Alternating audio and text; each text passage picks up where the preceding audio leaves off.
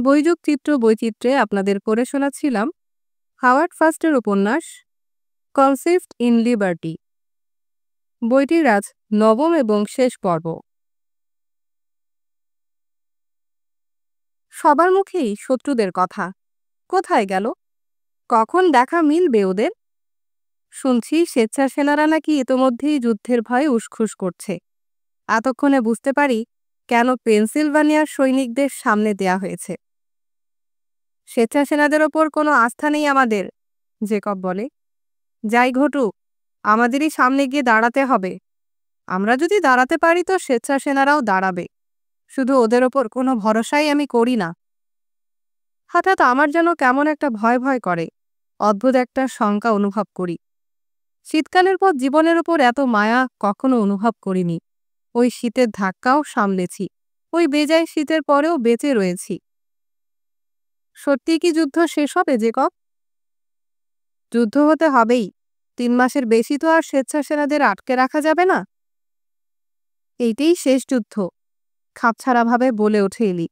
এটাতেই জয় পরাজয় নির্ধারিত হবে। আমরা দুজনেই তার দিকে তাকাই। ধীরে ধীরে এলি বলে, যুদ্ধের কোনো মোহ আমার নেই। অনেক লোক মরেছে। মৃত্যু দেখে দেখে ক্লান্ত হয়ে পড়েছি। এখন বিশ্রাম করতে চাই। জেকব, তুমি বা আমি এখন তো আর যুবক নই। এখন আমাদের চাই একটানা নির্ঝঞ্ঝাট বিশ্রাম। বিশ্রাম আর অবসর?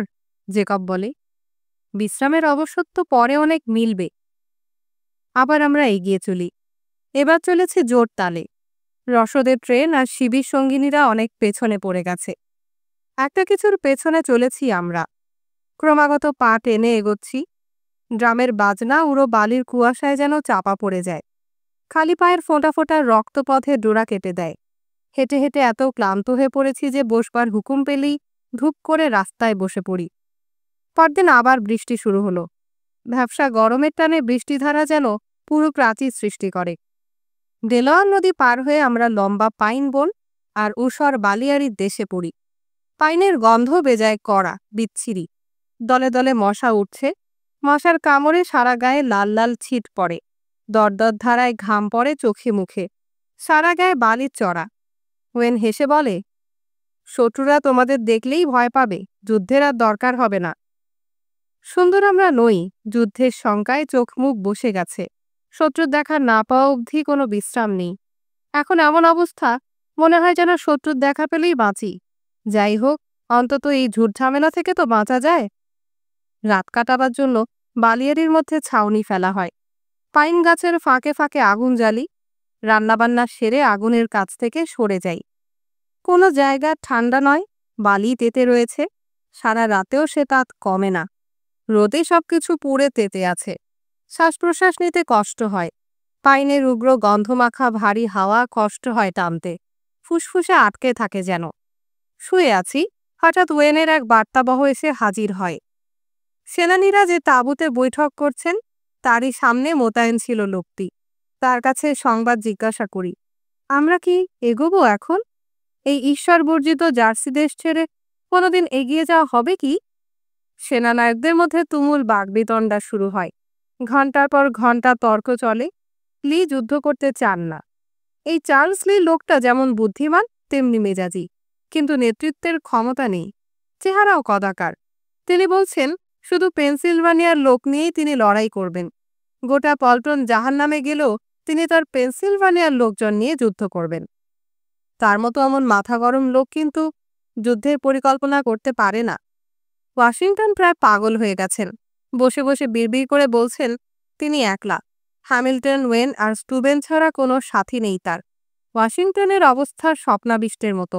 একা বসে বলে চলেছেন, কেন আপনারা আমার সাথে হতে চাইছেন না?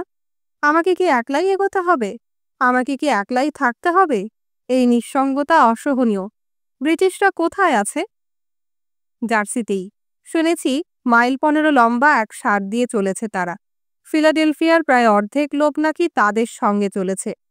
কে জানে, রাতে শোবার জন্য হয়তো 1000-2 বৌঝিদের সঙ্গে নিয়ে চলেছে। ওয়েন যুদ্ধ করতে চান। তিনি বিড়বিড় করে বলছেন, দোহাই ভগবানের, যুদ্ধ করুন। যুদ্ধ করে জাহান্নামে যান, না হলে পল্টন বাঁচানো যাবে না। সবাই আপনারা ভীরু। লি বলছেন, এসব কথা তিনি সহ্য করবেন না। ওয়েন বলেন যে লির জন্য কোনো কথা যদি তিনি প্রত্যাহার করেন তবে তিনি বেজন্মা মিথ্যুক। ওয়াশিংটন তাদের দুজনকেই শান্ত করতে চেষ্টা করছেন। হ্যামিল্টন হলফ করে বলছেন যে সবাই চরম বিশ্বাসঘাতকতা করছে। লি হ্যামিল্টনকে ইহুদি বলে গালাগাল দেন। তাই শুনে হ্যামিল্টন তাকে খুন করতে যান আর কি। বেদম ঝগড়া লেগেছে বৈঠকে। ওদের মধ্যে কারো মনস্থির নেই বুঝি। ওয়াশিংটন যুদ্ধ করবার পক্ষপাতী। এখন যুদ্ধ না করলে আর পল্টনকে এক কাছে রাখতে পারবেন না। এখনই আমরা ৮-১০ হাজার আছি। হয় এখনই যুদ্ধ করতে হবে, না হয় মাসখানেক পরে পল্টনের অস্তিত্ব থাকবে না। পরদিন আবার এগিয়ে চলি। ঘোড়া থেকে নেমে ওয়েন আমাদের সঙ্গে সঙ্গে হেঁটে চলেছেন। রাগে টকবক করছেন যেন। অক্লান্তভাবে লাইনের পাশে দিয়ে হাঁটাহাঁটি করছেন আর আমাদের দ্রুত চালিয়ে নিচ্ছেন। আকাশে বৃষ্টির কোনো লক্ষণ নেই। কোনো মেঘ নেই সারা আকাশে। শুধু নীল অসীম বিস্তারের মধ্যে একটি লাল অগ্নিগোলক জ্বলজ্বল করছে। পা টেনে টেনে আমরা পাইন গাছের ফাঁক দিয়ে চলেছি। যাচ্ছি বালিয়াড়ি মারিয়ে। পায়ের চাপে বালির ঢিবি ভেঙে ছড়িয়ে যাচ্ছে। পুরো বালিকণায় অন্ধকার পথে অন্ধের মতো এগোচ্ছি। গালাগাল করছি মশার ঝাঁকে ১৪ পুরুষ উদ্ধার করে। বিশ্রামের অবকাশ নেই। ঘন্টার পর ঘন্টা শুধু সামনে এগিয়ে চলেছি। খালি পায়ে যারা রওনা হয়েছে এতক্ষণে তাদের পায়ে দগদগে রক্তস্রাবী ঘা হয়েছে। তাতানো বালিতে পা পুড়ে যাচ্ছে, ফোসকা পড়ছে পায়ে। রোদে পুড়ে আর নোংরা লেগে আমাদের চেহারা আবার কালচে হয়ে গেছে। আবার দাড়ি গজিয়েছে মুখে। চামড়ার ওপর ফুলে রয়েছে মশার লাল লাল কামড়ের দাগ। কষ্ট হচ্ছে এলির। জেকবের চেহারা জীর্ণ হলেও চোখে আগুন নিয়ে এসে চলেছে। জেকব এই বিপ্লবের আত্মা, অনুযোগহীন, অক্লান্ত। নিভিয়ে না দেয়া পর্যন্ত এ অনির্বাণ আগুন জ্বলবে। কিন্তু এলির পা ফেটে ফুটি ফুটি হয়েছে, ফুলে উঠেছে আবার। শীতকালেও ভালোভাবে সারেনি তো। আমরা তার পা বেঁধে দিয়েছি, তবু অবিশ্রান্ত রক্ত ঝরছে। বিশ্রাম দেবার জন্য একবার আমরা যখন বসে পড়ি, হাঁপাতে হাঁপাতে এলি বলে, এই শেষ মার চ্যালেন। না না, এর চাইতে অনেক বেশি কষ্ট তুমি সয়েছ এলি। শিগগিরই আমরা বিশ্রাম পাব। কোনো রকম ক্ষোভ প্রকাশ না করে সে বলে, আমি ক্লান্ত হয়ে পড়েছি অ্যালেন। এতদিন কম বোঝা টানতে হয়নি, মস্ত বোঝা বয়েছি। জব অ্যান্ড্রুস আমাদের পাশেই বসা। সে বলে, বুড়ো লোকের পক্ষে একটানা এভাবে মার্চ করা কঠিন। যা বলেছ, বুড়ো লোকের পক্ষে কঠিনই বটে। মৃদু হাসে এলি। বুড়ো হবার মতো বয়স তোমার নয় এলি। হয়েছে হে হয়েছে, বয়স কম হলো না আলেন। ভাবছি বেচারি পা দুখানাকে এবার বিশ্রাম দিতে হবে, বেশ দীর্ঘ বিশ্রাম। আবার হোঁচট খেয়ে টলতে টলতে এগুই। রাত হয়তো পথের মধ্যেই বসে পড়ি। আগুন জ্বালবার শক্তি কারো নেই। সার বাঁধা অবস্থাতেই শুয়ে পড়ি। গরম বালির ওপর মোড়ামুড়ি করি। হাঁ করে শ্বাস টানি। ভোর হবার সঙ্গে আবার রওনা হই। এগিয়ে যাই উত্তর মুখে। চলতে চলতে ২-৫ জন পড়ে যায়। মাথা ঘুরে চোখে ঝাপসা দেখে। আর গোটা কয়েক টাল খেয়ে ধরাস করে মাটিতে পড়ে কুঁকড়ে একটা পোটলার মতো বালির ওপর পড়ে থাকে। পল্টন এঁকে বেঁকে পাশ কাটিয়ে যায়। আমাদের সারা গায়ে নোংরা মাখা। রোদে পোড়া বিভৎস কালো চেহারা সকলের। চলার পথে একজন হেসিয়ানের লাশ চোখে পড়ে। গরমে মারা গেছে বেচারি। উর্দিয়ার গাঁটরি ৭০ পাউন্ড ওজনের ওপর এই প্রচণ্ড গরম সইতে পারছে না। পোকামাকড়ের মতো মরছে। লোকটির ফিটফাট সবুজ উর্দির ওপর এঁটেল মাটি আর নোংরার দাগ। শূন্য দৃষ্টিতে চিত হয়ে পড়ে আছে জার্মান সৈনিকটি। মশার কামড়ে মুখ ফুলে ঢোল হয়েছে। অদ্ভুত নিঃসঙ্গ লোকটি। ৬ মাস যে শত্রুর দেখা মেলেনি তারই স্মারক। আমাদের মধ্যে কেউ কেউ থেমে তার বুট খুলবার চেষ্টা করে।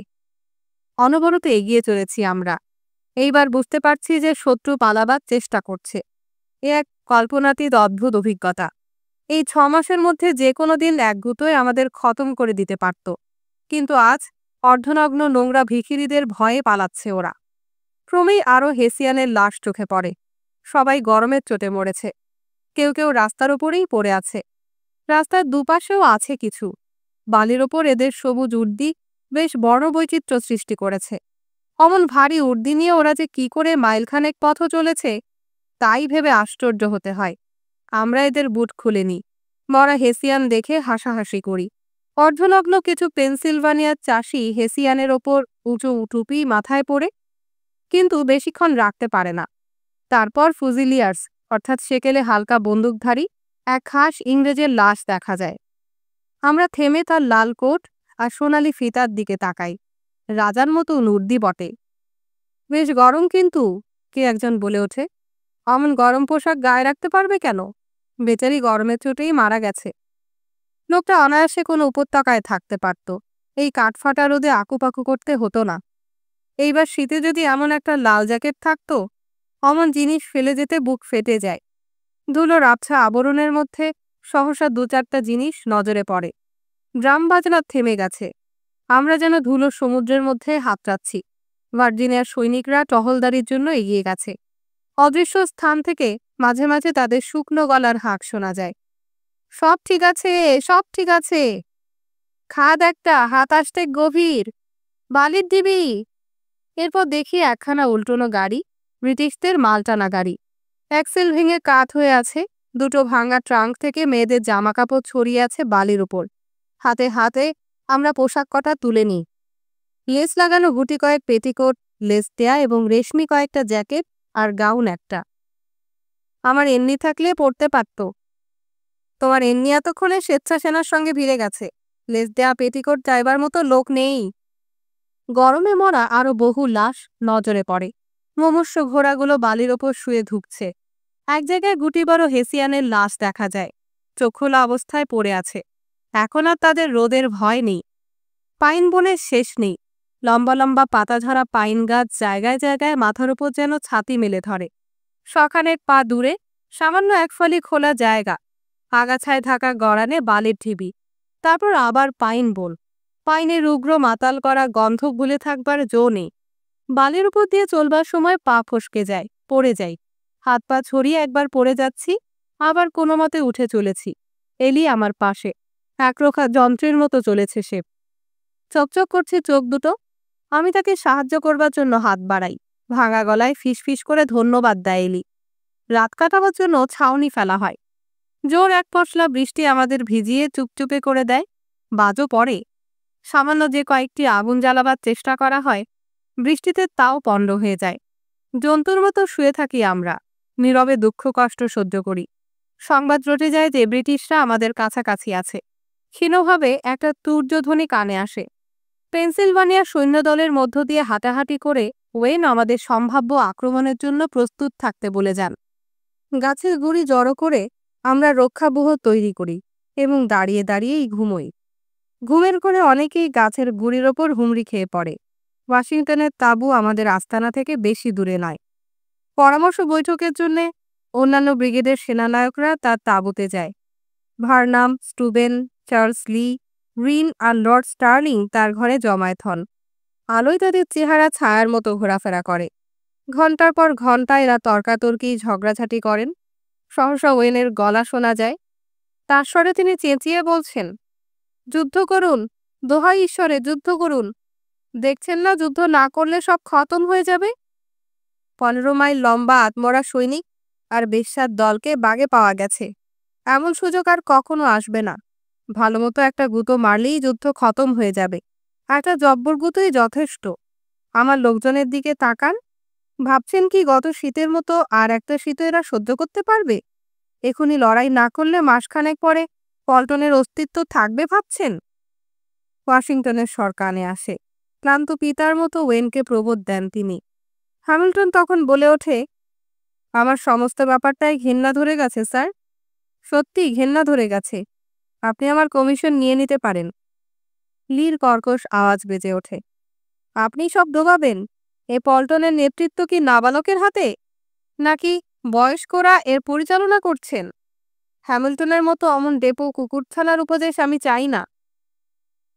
এজন্য আপনাকে জবাবদিহি করতে হবে স্যার। দোহাই দোহাই আপনাদের, সৈনিকদের কথা ভেবে একটু আস্তে কথা বলুন। চেঁচাবার কি দরকার? তখন তাদের কণ্ঠস্বর মৃদু গুঞ্জনে পরিণত হয়। আমরা তখন তাঁবুর কাছাকাছি এগিয়ে যাই। বালির ওপর শুয়ে কান পেতে থাকি। বারে বারে আমার ঝিম আসে। চোখ খুলবার সঙ্গে সঙ্গে তাঁবুর চেঁচামেচি কানে আসে। ভাঙা ইংরেজিতে লা ফায়েদ বলে, এ কখনো হতে পারে? এর চাইতে অপমান করার কি হতে পারে? আপনারা শুনুন, আমরা যদি আঘাত না হানি তো আমি বাঁচতে চাই না। আঘাত হানো, আঘাত হানো। কি দিয়ে আঘাত হানবেন স্যার? বাইরের ওই ন্যালা ন্যাংটা ভিখারিগুলোকে দিয়ে? আমার সৈন্যদলের জন্য আমিই দায়ী থাকব। ওদের নিয়ে আমি নরকে চলে যাব। শুধু একবার আমাকে সুযোগ দিন। স্টুবেন বলেন, চমৎকার লোক ওরা। হলপ করে বলছি, ভালো লড়িয়ে। অবশেষে পরামর্শ বৈঠক ভেঙে যায়। তাঁবু থেকে বেরিয়ে সেনানীরা ঘোড়ায় চড়ে যে যার সৈন্যদলের দিকে চলে যায়। ওয়েন এবং হ্যামিল্টনকে নিয়ে ওয়াশিংটন তার তাঁবুর প্রবেশ মুখে দাঁড়িয়ে থাকেন। কথা বলেন চাপা গলায়। আরও অনেকটা বুড়িয়ে গেছে তার মুখ, শীর্ণ হয়েছে আরও, হাড় বেরিয়ে পড়েছে টান টান চামড়ার তলায়। সেনানী দুজনের সঙ্গে করমর্দন করে ওয়াশিংটন তাঁবুর মধ্যে ঢুকে যান। হ্যামিল্টন দাঁড়িয়ে দাঁড়িয়ে বেগুনি চোখে শূন্য দৃষ্টিতে চেয়ে থাকেন।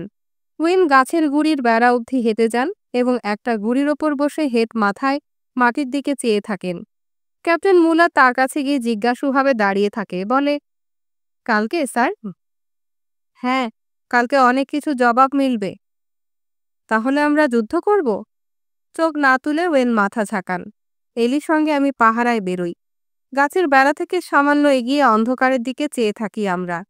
গভীর নিস্তব্ধ রাত, বেজায় গরম, বাতাস নেই একটুও। অদ্ভুত জঙ্গল, মাটিতে শিকড় বসানো নিস্তব্ধ মৃতের জঙ্গল যেন। আবার মোহকে জঙ্গল দেখতে পাবো ভেবেছিলাম আবারও নরম সবুজ ঘাসের মধ্য দিয়ে হাঁটতে পাবো। শিগগিরই আমরা হয়তো ফিরে যাব, হয়তো কালকে যুদ্ধের পরেই। তোমার ভয় করছে অ্যালেন? এলি শান্তভাবে জিজ্ঞেস করে। আমি মাথা নেড়ে সাই দিই। কেন্টন আর ওদের সবার কথা ভাবছো বুঝি? কেন্টনের কথা ভাবছি বটে। ফাঁসিতে মরবার অপমানের জন্য কেন্টন যদি আমায় শাপ দিয়ে থাকে। কেন্টন মারা গেছে। আমার ধারণা অ্যালেন, মরা লোক শান্তিতে বিশ্রাম করে। পাহাড়ের ওপর যেখানে আমরা তাকে রেখে এসেছি, গভীর শান্তিতেই আছে সে সেখানে। এতে লজ্জার কি আছে? মৃত্যু তো ক্লান্ত দেহের পক্ষে পরম শান্তির বিশ্রাম। আমি যখন এ সম্পর্কে ভাবি, কেবল যুদ্ধের ছবি মনে পড়ে। মনে হয় যেন একটার পর একটা যুদ্ধ চলছে। এই যুদ্ধ যদি চলে তো গত শীতের মতো আরো বহু শীতের দুর্ভোগ ভুগতে হবে। যুদ্ধের উপর আমার ঘেন্না ধরে গেছে এলি। গ্রামের বাজনাহীন দৈনন্দিন জীবনের জন্য মনটা আকুপাকু করছে। ভার্জিনিয়ানদের কাছ থেকে পালিয়ে যে ছোট্ট মেয়েটি ছুটে আসে, বারে বারে তার কথা মনে পড়ে।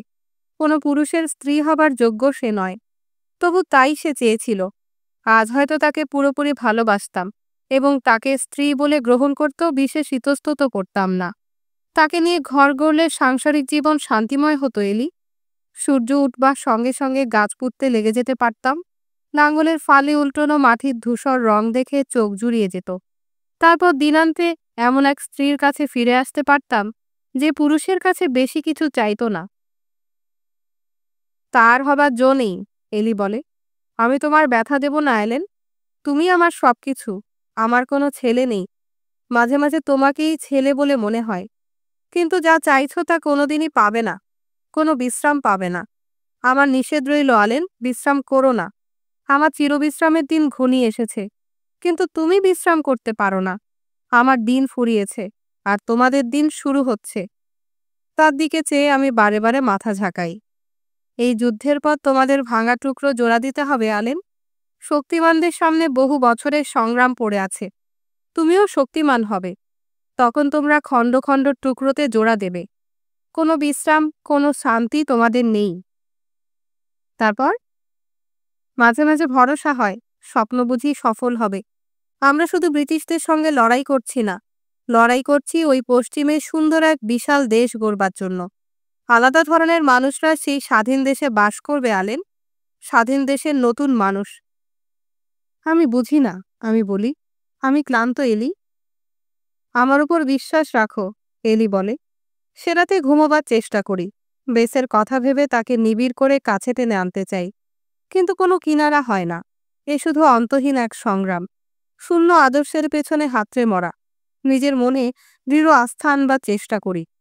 এলি যেভাবে বিশ্বাস করে জেকব, আমিও ঠিক সেইভাবে বিশ্বাস করতে চাই। ভোর হতে না হতেই আমাদের ঘুম ভেঙে যায়। ওয়েন রাতে ঘুমিয়েছেন বলে মনে হয় না। উত্তেজিতভাবে তিনি আমাদের লাইনের পাশ দিয়ে পায়চারি করছেন আর মাথা নাড়ছেন। মাঝে মাঝে আমাদের বন্দুকের দিকে তাকাচ্ছেন এবং বিনা প্রয়োজনে ফিসফিস করে কথা বলছেন। অস্থির হয়ে পড়েছেন তিনি। মুখ বেয়ে দরদর ধারায় ঘাম পড়ছে। কোমর অবধি নগ্ন অবস্থায় আমরা যুদ্ধের গোজকাজ করি। অধিকাংশেরই খালি পা, মোজাও নেই, ব্রিচেসও নেই অনেকের, ছেঁড়া এক রকমের কিল্ট, হাইল্যান্ডার সৈনিকদের পোশাক ঘাগরা। কিল্ট পরে তারা লজ্জা নিবারণ করেছে। একঘেয়ে সুরে ব্রিগেডের ক্যাপ্টেন বলে যাচ্ছে, বারুদ শুকিয়ে নাও আর শুকনো রাখার ব্যবস্থা করো। 20 রাউন্ডের কম গুলি যার আছে সে এখনই রিপোর্ট করো। বন্দুকগুলো পরীক্ষা করে দেখো, দেখো ঠিকমতো জ্বলে কিনা। সৈনিকদের হাতে রেতি দেয়া হয়। সবাই নিজের নিজের চকমকি ছুচলো করে নেয়। আমিও আমারটা পরখ করে দেখি। তেমন চট করে জ্বলে না, আবার ভিজে হাত কাঁপছে। তখন একটা রেতি নিয়ে চকমকি ছুচলো করবার চেষ্টা করি। এলি আমার হাত থেকে চকমকিটা নিয়ে দুটো ঘষায় ছুচলো করে দেয়। অদ্ভুত শান্ত এলি, মুখটা সামান্য বিষণ্ণ আর কতটা বিস্মিত। যে কবে চোখ দুটো জ্বলছে, মনে হয় যেন জ্বর হয়েছে। ওয়েন স্থির হয়ে দাঁড়াতে পারছেন না, চিৎকার করে বলেন, বেয়োনেট, নিজের নিজের বেয়োনেট ভালো করে লাগিয়ে নাও। একটা বন্দুক পরীক্ষা করে ফেলে দেন তিনি। অনবরত ছুটোছুটি করছেন পাগলের মতো। আমরা তখন নিজের নিজের গোলাগুলি গুনে দেখি। শিঙে ভরা আমার নিজের বারুদটুকুও মেপে দেখলাম। আঙুল দিয়ে খানিকটা তুলে দেখলাম শুকনো আছে কিনা। বারুদ শুকনো আছে বটে, কিন্তু আঙুল ভেজা, সারা গা ভিজে চুপচুপ হয়েছে। পট্টির মতো ব্রিচেস লেগে রয়েছে পায়ের সাথে। জলে ভেজা আস্তরণে আমার গোটা দেহ ঢাকা। অস্থিরভাবে আঙুল দিয়ে বন্দুক নাড়াচাড়া করি। জেকব বলে, গুলি ভরে রাখো, যত্ন করে গুলি ভরে রাখো আলেন। পয়লা গুলির উপরেই বাঁচা মরা নির্ভর করে। প্রথমবারে যদি না জ্বলে তো আর জ্বলবে না। জেকবের কথা শুনে গুলি ভরে রাখি। বন্দুকটা আমার বাবার, মোটা ফুটোওয়ালা সেকেলে বন্দুক। একসঙ্গে 3-3টা গুলি ভরলাম। শঙ্কিতভাবে এলিকে জিজ্ঞাসা করলাম, 3টে গুলি ভরেছি, খুব বেশি হয়েছে কি? মাস্কেটটা বেশ পোক্ত আছে আনেন। আমার বেজায় বিচ্ছিরি লাগছে এলি, আমাকে দিয়ে আর কিছু হবে না। ইচ্ছে হয় বনের ঠান্ডায় বসে একটু বিশ্রাম করি। নড়বার কোনো আগ্রহ নেই এলি। এই প্রথম লড়াইতে যাচ্ছ না তো? সংক্ষেপে বলে জেকব। 7 মাস আগে একবার লড়াই করেছি। শান্ত হও ছোকরা, শান্ত হও, এলি প্রবোধ দেয় আমাকে। তারপর আমরা সার বেঁধে দাঁড়াই। তখনও চিৎকার করে নির্দেশ দেয়া হচ্ছে, গুলির ভাণ্ড শুকিয়ে নাও, গুনে দেখো কটা গুলি আছে। সৈনিকদের কেউ কেউ নুন মাখা মাংস চিবোচ্ছে। আমারও পেট খালি, বেদম খিদে পেয়েছে। নিজের গাপটির কাছে গিয়ে এক টুকরো মাংস তুলে আনি, কিন্তু জেকব থাবা দিয়ে মাংসের টুকরোটা হাত থেকে ফেলে দেয়। বেজায় তেষ্টা পাবে, বড্ড খিদে পেয়েছে জেকব। খেও না, সঙ্গীদের একজন বলে ওঠে। ভরা পেটে গুলি লাগলে বেজায় বিচ্ছিরি লাগে। সেনানায়করা ওয়াশিংটনকে ঘিরে ধরেছে। ওয়েন তর্ক করছেন। রাগে গড়গড় করে চার্লস লি গটমট করে দূরে সরে যায়। তার পরামর্শ উপেক্ষা করে লড়াই করবার সিদ্ধান্ত নেওয়া হয়েছে। ওয়াশিংটন তাকে ডেকে ফেরান। হ্যামিল্টন গোমরা মুখে তাঁবুর কাছে একলা দাঁড়িয়ে আছে। স্টুবেন আছেন তার লোকজনের কাছে। দূরে থাকবার উপায় তার নেই। ছেলেরা মনে থাকে যেন। সবে সূর্য উঠছে। রঙের ছোপ লেগেছে পাইন বনের মাথায়, হাওয়া নেই একেবারেই। এত সকালেও অসহ্য গরম। পাইন গাছের তীব্র গন্ধের সঙ্গে মিশেছে বারুদ আর ঘামের গন্ধ। মনে খুঁতখুঁতি নিয়ে আমরা চলাফেরা করি। একদৃষ্টে চেয়ে থাকি নিজের বন্দুকের দিকে, যেন এর আগে কোনোদিন বন্দুক দেখিনি। সহসা ওয়েন নিজের ঘোড়ার কাছে যায় এবং ঘোড়ায় চড়ে লাইনের সামনে এগিয়ে যান। লাফায়েতও তাকে অনুসরণ করে। লি পেছন থেকে তাদের ডেকে কি যেন বলেন। তারপর লিও ঘোড়ায় চড়েন। সৈন্যদের তখন মার্চ করবার হুকুম দেয়া হয়। জিনের উপর বসে খানিকটা হেসে ভার্জিনিয়ার এক লম্বা স্কাউটকে ওয়েন যেন উদ্বিগ্নভাবে কি বলছেন। ওয়াশিংটন আমাদের লক্ষ্য করছেন। তার মুখে দুশ্চিন্তার মেঘ। ঘোড়া ছুটিয়ে একপাশে সরে যান লি। কারো সঙ্গে কথা বলেন না। দুঃসহ ক্রোধে তার অদ্ভুত কদাকার মুখটা কুঞ্চিত। বেজায় কুৎসিত লোকটা। নিজের কুৎসিত মনের আগুনে নিজেই পুড়ে মরছে। পেশাদার সৈনিক লি। স্টুবেন না আসা অবধি পেশাদারি পরামর্শের জন্য অন্তত তার কদর ছিল, কিন্তু যুদ্ধ করা না করার পরামর্শ এখন স্টুবেনই দেন, এবং তার পরামর্শ অনুসারেই ওয়াশিংটন লির যুদ্ধ না করার যুক্তি অগ্রাহ্য করেছেন। হ্যামিল্টন, লাফায়েত এবং ওয়েনের প্রতি তার ঘৃণা এত স্পষ্ট যে বুঝতে আদৌ কষ্ট হয় না। দ্রুত এগোচ্ছি আমরা। সামনে যা পান ওয়েন যেন তার মধ্যেই ঝাঁপিয়ে পড়তে উদ্গ্রীব। বেজায় গরম।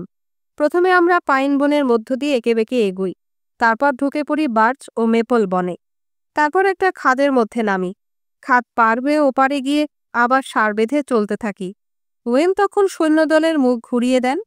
পাখার মতো ছড়িয়ে অর্ধবৃত্তাকারে চলতে থাকি আমরা। সামনে আর একটা বন পড়ে। এখন পর্যন্ত শত্রুর কোনো হদিশ মেলেনি।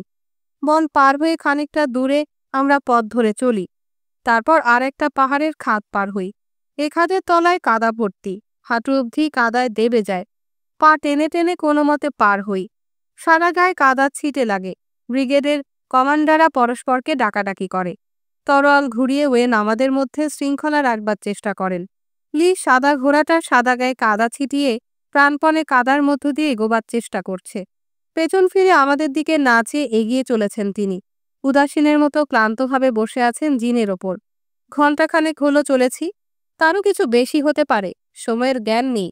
কিন্তু চোখ তুলে দেখি যে গাছের ফাঁকে সূর্য উঁকি মারছে। রাস্তার চাইতে খাদের তলা অনেক ঠান্ডা। রাস্তাতেতে আগুন হয়েছে। একবার আমি হোঁচট খেয়ে পড়ে যাই। জেকব ধরে তোলে, বলে, আমার কাছে থাকো অ্যালেন, কোনো অসুবিধে হবে না, আমার কাছে কাছে থেকো। ওয়েন হেঁকে বলেন, বারুদ যেন শুকনো থাকে, দোহাই ভগবানের, বন্দুকে যেন কাদা না লাগে। তার হুঁশিয়ারির প্রতিধ্বনিতে হাঁক ওঠে। নিজের নিজের বারুদ সামলাও, চকমকে পরিচ্ছন্ন রেখো। খাদ পার হয়ে আমাদের ব্রিগেড উপরে উঠছে। সবার কোমর অবধি কাদায় ভেজা। হোঁচট খেতে খেতে বনের মধ্য দিয়ে এগোই। সহসা গোটা কয়েক গুলির আওয়াজ কানে আসে।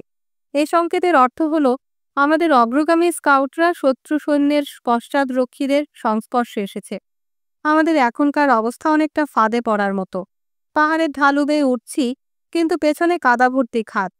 মূল সৈন্যদল এখনো অনেকটা পেছনে, কমপক্ষে মাইলটাক হবে। এই কথা মনে হওয়ার সঙ্গে সঙ্গে মাথায় আগুনের ঝিলিক খেলে যায়। চট করে সবাই থেমে পড়ে, পরস্পর মুখ চাওয়াচুই করে। মুখ হা হয়ে যায়। আমি তখন শুধু খাদটা আবার পার হয়ে যাওয়ার কথা ভাবি। ওই একটিমাত্র চিন্তা জাগে মনে। সবাই হয়তো একই কথা ভাবছে। ওয়েন ঘোড়া ছুটিয়ে আমাদের সামনে এগিয়ে যান এবং উন্মত্তের মতো চিৎকার করে বলেন, ওপরে ওঠো, চটপট ওপরে ওঠো। হঠাৎ আমি অবাক হয়ে ভাবি, কেমন করে এলাম এখানে? কে আমাকে এমনি একটা ফাঁদে ফেলেছে যে কাদায় আটকে গুলি খেয়ে মরা ছাড়া গত্যন্তর নেই? স্বপ্নাবিষ্টের মতো বারে বারে মাথা ঝাঁকাচ্ছে এলি। যে কবে ওয়েনের সঙ্গে গালমন্দ চেঁচামেচি শুরু করেছে। সে আমাদের সবার সামনে পা টিপে টিপে এগোচ্ছে। মনে হয় যেন গাছের ফাঁক দিয়ে গড়িয়ে যাচ্ছে, যেন তার নিজের কোনো ইচ্ছা শক্তি নেই, শুধু গড়িয়েই যাচ্ছে। তবু আমরা এগোই। ওয়েনই যেন টেনে নিয়ে যাচ্ছেন। হোঁচট খেয়ে আচার খেয়ে কোনো মতে পাহাড়ের মাথায় চড়ি। কোনো মতে বন্দুকসহ নিজেদের দেহ টেনে নিয়ে আসি। সেখানে আবার সার বাঁধা হয়। ক্রমেই আরও লোকজন এসে পড়ে। লাইন বেঁধে সামনে চেয়ে দেখি যে ভার্জিনিয়ার স্কাউটরা গাছের মধ্য দিয়ে ছুটে আসছে। তাদের পেছনে অস্পষ্ট একটা লাল পোশাকের আভাও নজরে পড়ে। ব্রিটিশদের রণভেরির শব্দ যেন সকালের বাতাসের উত্তাপে তরঙ্গ সৃষ্টি করে। রণভেরির শব্দে আমাদের মাথা দপদপ করে। মাটিও যেন কেঁপে ওঠে। ঘূর্ণায়মান চাকার ঘরঘর শব্দের মতো দামামার বিরামহীন শব্দে চিন্তাভাবনা যেন অতলে ডুবে যায়। মনে হয় যেন এই বাতাস কাঁপানো শব্দই উত্তাপের উৎস। ঘোড়া থেকে নেমে ওয়েন আমাদের সামনে হন্তদন্ত হয়ে ছুটোছুটি করে অনুনয় সুরে বলেন, এইখানেই রুখতে হবে, খেয়াল রেখো, এইখানেই রোখা চাই। কাদামাখা সাদা ঘোড়াটা রাশ টেনে চার্লস লি হেঁকে বলেন, এখনই এখান থেকে সরে পড়তে হবে জেনারেল, যে করেই হোক সরে পড়া চাই। আমাদের দশা ফাঁদে পড়া ইঁদুরের মতো, এখনই পিছু হটা দরকার। তার স্বরে চিৎকার করে ওয়েন বলেন, ইচ্ছে হয় আপনি পিছু হটতে পারেন, পিছু হটে নরকে যান আপনি। মনে রাখবেন, আমি এখন সেনাপতি। আপনি জাহান্নামে যেতে পারেন স্যার, ওয়েন কেঁদে ফেলেন। ব্রিটিশরা তখন শখানেক পা দূরে, সঙ্গী নুচিয়ে 3 সারে এগোচ্ছে। রোদে ঝিকিয়ে উঠছে তাদের কিরিচ। ইংরেজের রণভেরিতে তখন মার্চের বাজনার বদলে চাপা কুরকুরকুর আওয়াজ হয়। এ বাজনা যেন আমাদের উপহাস করছে। তাড়াহুড়ো না করে ক্রমে ক্রমে এগিয়ে আসছে তারা। আগুয়ান শত্রু সৈন্যদের গোনার চেষ্টা করি। গুনব কি? তাদের লাইনের কি অন্ত আছে? ব্রিটিশ বাহিনীর পশ্চাদরক্ষী সমস্ত সৈন্য এগিয়ে এসেছে পেনসিলভানিয়া আর নিউ ইংল্যান্ডের গুটি কয়েক ব্রিগেডকে আক্রমণ করতে। আমাদের পল্টন কোথায়? বোকার মতো এ কিভাবে খতম হতে যাচ্ছি। কি করতে হবে কিছুই জানি না। সেনাপতি হিসাবে লি পিছু হটার আদেশ দিয়েছে। লাফায়েত আর ওয়েন পাগলের মতো রাগে গড়গড় করছেন। চিৎকার করে রুখতে বলছেন আমাদের। লাইনের নিচে দাঁড়িয়ে স্কট মাথা ঝাঁকাচ্ছেন। গরমের চোটে আমাদের বুদ্ধি বিবেচনা লোপ পেয়েছে। এখন যেন আমরা ফোর্ট উপত্যকার নরকের স্বপ্নে বিভর। গরমের ওষুধ ঠান্ডা, নরক যেমন গরম তেমনি ঠান্ডা। কেউ কেউ বন্দুক ফেলে খাদের দিকে দৌড় দেয়, কেউ কেউ আবার হাতের বন্দুক ফেলে দিয়ে অবাক বিস্ময়ে ব্রিটিশদের দেখছে। পল্টনের কি করতে হয়, কখন কি করা উচিত তা আমরা ভুলে গেছি। জানি শুধু কষ্ট ভোগ করতে। এবারেও কষ্ট ভোগ করি। পুরনো দুঃখ কষ্টের জের টেনে চলেছি। নিজেরাই আটকা পড়েছি নিজেদের বাঁধনে। চোখের উপর দিয়ে পরীক্ষা জীবনের দিবারাত্রির স্মৃতির মিছিল চলে যায়। মনে পড়ে শীতের রাতে পাহারা দেওয়ার কথা। আরও মনে পড়ে সেই সব দিনের কথা যখন মাতাল জানোয়ারের মতো উপোস করে কাটাতে হয়েছে। মানুষ মরলে তাদের কবর দেয়া যায়নি, লাশ পাজা করে রাখা হয়েছে। নতুন একটা জাতির জন্ম দেবার দায়িত্ব যাদের মাথায়, তাদের শুধু মানুষ বই আর কিছু বলা যায় না। মেয়েদের মতো সহ্য গুণও আমাদের নেই। ব্যথা সত্ত্বেও তারা সন্তানের জন্ম দেয়, তারপর আবার ব্যথার শয্যা ছেড়ে নতুন করে পূর্ণ স্বাস্থ্যে উঠে দাঁড়ায়। দুঃখ কষ্টের শেষে কোনো ভবিষ্যৎ দেখবার শক্তি আমাদের নেই। পারি না বেদনার অভিজ্ঞতা থেকে নতুন স্বপ্নের জাল বুনতে। নতুন স্বপ্নের ব্যথা আমাদের আর উদ্দীপ্ত করে না। পরাভূত বিজিত জনতা আমরা। ব্রিটিশরা এগিয়ে আসে। স্পষ্ট শুনতে পাচ্ছি তাদের ফৌজদারদের কড়া গলার হুকুম, অদ্ভুত কণ্ঠস্বর, পরদেশি উচ্চারণ ভঙ্গি, ভিন্ন জগতের কথা। প্যারেড করে এগোচ্ছে ব্রিটিশ সেনা, অকুতভয়ে এগিয়ে চলেছে বিজয়ের পথে। আচমকা কান্নাজড়িত একটা কণ্ঠস্বর কানে আসে, ওয়েনের আর্তনাদ। এখন তিনি সবই বুঝেছেন। এখন আর আমাদের বিরাট কিছু করতে বলবেন না। বুঝেছেন যে ছোটখাটো লোকের কাছে বিরাট কিছু চাওয়া অর্থহীন। তিনি দেখছেন যেন ফোর্ট উপত্যকা থেকে একটা বিভীষিকা উঠে এসে তাকে অভিভূত করে ফেলছে। সে ভয় তিনি জয় করলেন। অকুতভয় ওয়েন, ভয়লেশহীন পাগল।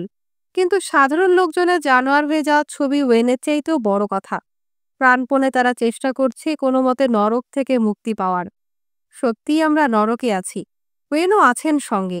কৃতকর্মের পাপ থেকে লিও রেহাই পায়নি। লোকজন নেতৃত্বহীন। 50 পা সামনে থাকতে ব্রিটিশরা বেয়োনেট চার্জের জন্য তৈরি হয়। এখন তাদের বেশ স্পষ্ট দেখতে পাচ্ছি। উঁচু ছোচলো টুপি আর সোনালি ফিতে লাগানো লাল কোটের ফাঁকে প্রতিটি মুখ দেখা যাচ্ছে। দেখি তামাক চিবোবার সময় একজনের জোয়াল নড়ছে। ভেরি বাজিয়েদেরও স্পষ্ট দেখতে পাচ্ছি। একটানা বাজিয়ে চলেছে তারা। স্পষ্ট দেখছি মার্চ করবার সময় তাদের বারুদের কেসগুলো নড়ছে। টুপির তলায় একজন সৈনিকের হলদে চুল নড়ছে, তাও দেখতে পেলাম। আমরা গুলি করতে শুরু করি। কোনো তাক না করে অকারণে এলোপাথারি গুলি ছোড়ে সৈনিকরা। ব্রিটিশ পক্ষে জন কয়েক মাটিতে পড়ে যায়। একজন পেট চেপে ধরে টলতে টলতে লাইন ছেড়ে গাছে হেলান দিয়ে বসে পড়ে। বাকি আর সবাই তখন আমাদের দিকে ছুটে আসে। সারবাঁধা বন্যী শিখার মতো ঝলসে ওঠে তাদের বন্দুক। দুয়ার আড়াল থেকে বারবার গুলি করে ইংরেজ সেনা। আমিও গুলি ছুড়ি। যে কোনো কারণেই হোক বন্দুকটা কাঁধে ধাক্কা মেরেছে দেখে অবাক হয়ে যাই। হঠাৎ দেখি আমি আর এলি শুধু রয়েছি। জেকব চিত হয়ে মাটিতে পড়ে আছে, তার মাথায় একটা ফুটো। সেই মুহূর্তে জেকবকে চিনতে পারি। মশালের মতো সে বেঁচেছে, আবার দপ করে নিভেও গেছে মশালের মতো। সাধারণ লোকজন, এমনকি ওয়েন বা ওয়াশিংটনের চাইতেও আলাদা জেকব। সে ছিল বিপ্লবের একক বন্যী শিখা। জেকব ছাড়া এমনি আরও কিছু লোক দেখেছি। নিশ্চয়ই এমনি আরও অনেক লোক ছিল। সেদিন যখন এলি আমাকে বলে যে কোনো শান্তি, কোনো বিশ্রাম নেই, তখন সে যে কি বলতে চেয়েছিল এখন তা। এলি আমাকে টেনে নিয়ে যাচ্ছে। ইংরেজরা প্রায় আমাদের ওপর এসে পড়েছে। কাস্তের মতো কেটে চলেছে বেয়োনেট দিয়ে। আমাদের খানিকটার সামনে একজন ভার্জিনিয়ান স্কাউটকে কেটে ফেলেছে। রাইফেলটা মুগুরের মতো ঘোরাবার সময় 4-4টা সঙ্গিন বসিয়ে দিয়েছে। ভার্জিনিয়ানদের সঙ্গিন নেই, আছে শুধু লম্বা সরু নলের রাইফেল। প্রবল শক্তিতে এলি টেনে নিয়ে যাচ্ছে আমাকে। দুজনেই অন্ধের মতো ছুটছি আর আছাড় খাচ্ছি, আবার উল্টে দৌড়চ্ছি। আমাদের সামনে আরও অর্ধ উলঙ্গ লোক রয়েছে। তারাও হন্যে হয়ে দৌড়চ্ছে আর ভীতিবিহ্বল জানোয়ারের মতো চেঁচাচ্ছে। ছুটতে গিয়ে আছাড় খাচ্ছে, গাছে ধাক্কা লাগছে, গা ছড়ে যাচ্ছে, রক্ত পড়ছে। তবু ভীতিবিহ্বল লোকজন দৌড়চ্ছে শুধু একটি চিন্তা নিয়ে, কি করে পালানো যায় ইংরেজ বেয়োনেটের নির্মম মৃত্যুর হাত থেকে, কি করে অব্যাহতি পাওয়া যায় এই কচু কাটা থেকে। ছুটতে ছুটতে আমরা খাদের পাড়ে আসি। টলতে টলতে পড়ে যাই। খাদের পাড়ে দাঁড়িয়ে পলকের জন্য ওয়েনকে দেখতে পাই। ঘোড়ার পিঠে বসে ফুপিয়ে কাঁদছেন। বলছেন, এর মানে কি? আমার সৈন্যদল কোথায়? কোথায় আমার লোকজন? ঢালু পাড় দিয়ে আমরা গড়িয়ে চলেছি। ধাক্কা খাচ্ছি গায়ে। হুড়মুড় করে কাদা জায়গাটা পার হবার চেষ্টা করছি। কাদা ভর্তি খাটটাতে লোক থই থই করছে। ভীতিবিহ্বল নোংরা হতভাগার দল অন্ধের মতো হুড়োহুড়ি করছে। আমার দশাও আর 10 জনের মতো। অপর পারে যাবার জন্য আমি গো ধরি, কিন্তু এলি আবারও টেনে ধরে। ইংরেজরা খাদের মাথায় সার বেঁধে দাঁড়িয়েছে এবং কাদা পার হয়ে যারা অপর পারে উঠবার জন্য প্রাণপণ চেষ্টা করছে, বেছে বেছে নির্মমভাবে গুলি করছে তাদের। তবুও শত শত লোক সেদিকে ভ্রুক্ষেপ না করে ছুটে পালাচ্ছে। হাত দিয়ে দেখিয়ে এলিকে বলি, ওই দিক দিয়ে চলো এলি। কাদার মধ্য দিয়ে এলি আমায় টেনে নিয়ে যায়। দুজনেই হাঁটছি খাদ দিয়ে। ঠিক আমার সামনের লোকটি হুমড়ি খেয়ে পড়ে যায়। মনে হয় যেন পিঠে হাতুড়ির পিটুনি খেয়ে মুখ থুবড়ে পড়ে গেল। লোকটা সোজা হয়ে দাঁড়াবার চেষ্টা করে, কিন্তু টাল রাখতে না পেরে আবারও পড়ে যায় আর কাদায় ডুবে যায়। ঝাঁকে ঝাঁকে বুলেট ছুটে আসছে কাদার মধ্যে। জল কাদা ছিটকে উঠছে। অবাক হয়ে দেখছি এই দৃশ্য। এ দৃশ্য আমার চেনা। নরকের অভিজ্ঞতা আগেও একবার হয়েছে। কোমর অবধি কাদায় দেবে কয়েকশো লোক খাদের মধ্যে দাঁড়িয়ে আছে। সবাই পেনসিলভানিয়ার ব্রিগেডের লোক। যে করেই হোক তারা সেখানে জড়ো হয়েছে। ফৌজদাররা তাদের তাড়িয়ে খানিকটা শৃঙ্খলা আনবার চেষ্টা করে। আমরা দুজনেও তাদের দিকে এগিয়ে যাই, মিশে যাই তাদের ভিড়ে। চারপাশে লোকজনের ভিড়। তাদের গুলি চালাতে দেখে খানিকটা আশ্বস্ত বোধ করি। আমাদের চোখের সামনেই বহু লোক পাগলের মতো পালাচ্ছে। আমরা যেন দর্শক, আর ওই ভীতিবিহ্বল পলায়নপথ জনতা যেন মঞ্চের অভিনেতা। এক পা দুপা করে আমরা খাদ ধরে পিছু হটছি, আর ফৌজদাররা চেঁচিয়ে বলছে, গুলি ভরো, গুলির পাত্র মুছে নাও, চকমকি সাফ করো, আস্তে সস্তে গুলি ভরে বন্দুক চালাও। আমার বন্দুকটা গাদাই। অকস্মাৎ শান্ত হয়ে পড়ি। মনের প্রচণ্ড আগুন যেন দপ করে নিভে যায়। দাঁড়িয়ে দাঁড়িয়ে ভাবি, একটু আগে কেন পালিয়েছি? কিসের ভয়? এমন কি আছে যা আমায় ভয় পাওয়াতে পারে? আর কিসের আঘাত দিতে পারে? আর কিসেরই বা ব্যথা দিতে পারে? মৃত্যু তো চির বিশ্রাম। আমার জীবনে আর কোনো বিশ্রাম নেই। এই নারকীয় উত্তাপ সত্ত্বেও আমার ভেতরটা বরফের মতো ঠান্ডা। এলি বলে, জেকব মারা গেছে। এমন ছাড়া ছাড়া ভাবে সে কথাটা বলে যেন ব্যাপারটা ঠিক মতো বুঝতে পারিনি।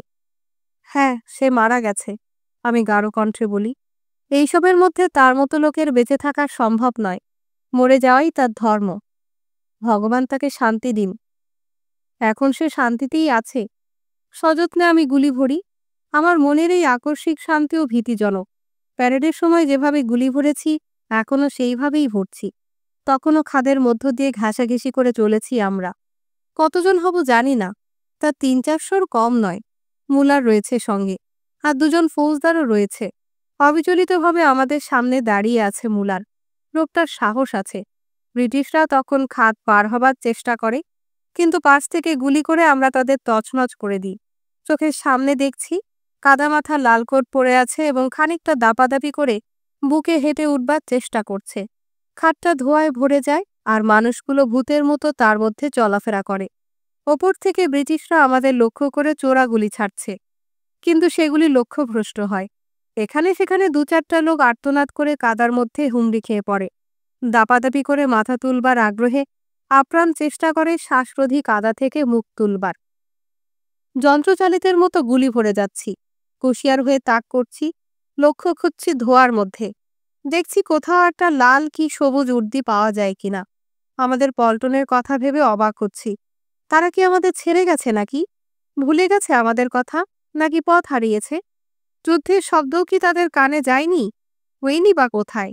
লাফায়েত, চার্লস ডি, এরাই বা কোথায় গেল? স্ট্রুবেন গোলন্দাজ দল, তারাই বা কোথায়? হাজার হাজার স্বেচ্ছাসেনারাই বা কোথায় এখন? নিজেদের হঠকারিতার ফল কি হচ্ছে তা স্বচক্ষে দেখা ওয়েন বা লাফায়েতের পক্ষে অসম্ভব। শত হলেও সৈনিকরা মানুষ তো। মানুষ এমন জানোয়ার হতে পারে না যে কোনো ভয়ভীতি বা বাধ্যবাধকতা ছাড়া পরস্পরকে খুন করবে। ফোর্স উপত্যকা আমাদের কি সর্বনাশ যে করেছে, স্বচক্ষে তা দেখতে পারবেন না বলেই কি তারা সরে করেছেন? লড়াই করতে করতে আমরা খাদের ধারে এসে হেঁটে আসি। সময় অর্থহীন হয়ে পড়ে। কতক্ষণ হেঁটেছি কারো খেয়াল নেই। মনে হয় যেন অনন্তকাল আঠালো কাদার মধ্য থেকে এক পা টেনে তুলছি, আবার সেই পা ফেলছি, আর বন্দুক তেতে আগুন না হওয়া অবধি গুলি ভরছি। এত গরম অসহ্য। পা পুরানো এই তীব্র গরম যেন প্রাচীরের মতো আমাদের ঘিরে রেখেছে। উত্তাপ যেন আকার পেয়েছে। চোরাগুলির বিরাম নেই। মাছির মতো ব্রিটিশরা আমাদের পেছনে লেগে থাকে। কাদার মধ্যে গুলি লেগে পটপট আওয়াজ হয়। আমার সামান্য কয়েক ফুট দূরে মুলারের গায়ে গুলি লাগে। এলি এগিয়ে গিয়ে তাকে তুলবার চেষ্টা করে, কিন্তু সে ঝাঁকানি দিয়ে হাত ছাড়িয়ে চেঁচিয়ে বলে, আমি মরতে চলেছি, দেখছো না? টেনে তুলছো কি করতে? আস্তে আস্তে কাদায় ডুবে যায় সে। সঙ্গে সঙ্গে মনে হয় এর বরাতে কবরও জুটবে না, এর শেষ শয্যা চিহ্নিত করবে না কোনো প্রস্তর ফলক বা কাঠ দিয়ে তৈরি ক্রুশ। জীবিতকালে ভালো থাকুক কি মন্দ থাক, আর দর্শনের মতো তার গুণগান করে কোনো কবিতার ছত্র রচিত হবে না, কোনো স্মৃতিচিহ্নই থাকবে না লোকটার। আর কিছুদিন পরে লোকের মন থেকেও লোপ পাবে তার স্মৃতি। একাকীই যেতে হলো মুলারকে। উদ্দেশ্যহীন অদ্ভুত প্রেরণা অনেক সময় মানুষকে উদ্দীপ্ত করে তোলে। অনেকটা সেই রকম প্রভাবেই মরিয়া হয়ে এগিয়ে চলেছি আমরা। খাদের শেষ কিনারে এসে আমরা শক্ত মাটির দিকে রওনা হই। এখানে গুলির উৎপাত কম। কিছু লোক লক্ষ্যহীনের মতো ঘুরে বেড়ায়। তাদের ডাকি আমি। নিজের কণ্ঠস্বর শুনে নিজেই অবাক হয়ে যাই। তখন এদের তাড়িয়ে আমি একটা লাইন গড়ে তুলি।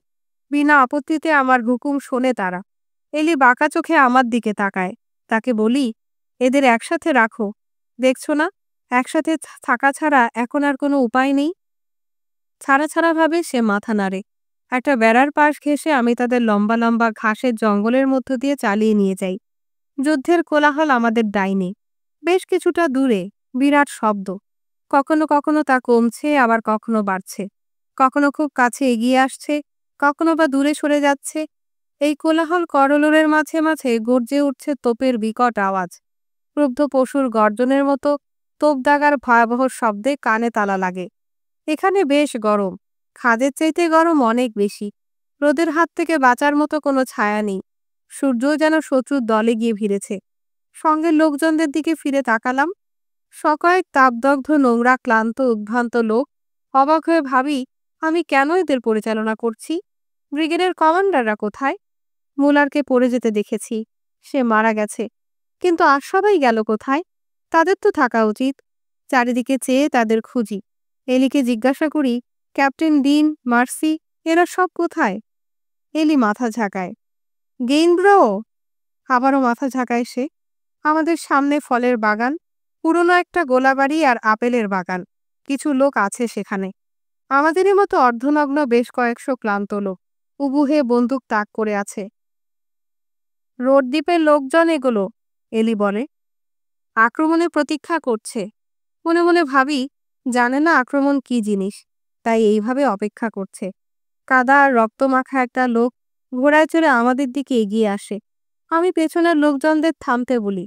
অবাক হয়ে তারা আমার দিকে চেয়ে থাকে হাঁ করে। মুখ দিয়ে জোরে জোরে শ্বাস ফেলে, ক্লান্ত চোখে হাঁপায়। আমি চেঁচিয়ে বলি, এই, জলদি বসে পড়ো, বসে একটু জিরিয়ে নাও, কথাবার্তা বলো না। আরে বাবা, এখনো মরে যাওনি তো? লোকটি ঘোড়া থেকে নামে। কাদার মধ্যেও এখন ওয়েনকে চিনতে পারি। তিনি বলেন, এরা কারা? তুমি কে? 14 নম্বর পেনসিলভানিয়া স্যার, এই যা আছে তাই। ওরাও পেনসিলভানিয়ার লোক, তাই না? কি করে এখানে এলে? পিছু হটার পর আমরা খাদ বরাবর লড়াই করে সরে এসেছি স্যার। তারপর ওই বনের মধ্য দিয়ে এদিকে এলাম। তোমাদের ফৌজদাররা কোথায়? মারা গেছে। কে তোমাদের পরিচালনা করেছে? তারা মারা যাবার পর আমি করেছি স্যার, যদিও পরিচালনার তেমন দরকারও ছিল না। অপলক দৃষ্টিতে আমার দিকে চেয়ে ওয়েন মাথা নাড়েন। ভাঙা ভাঙা গলায় বলেন, তোমরা আমার লোক, সবাই আমার লোক?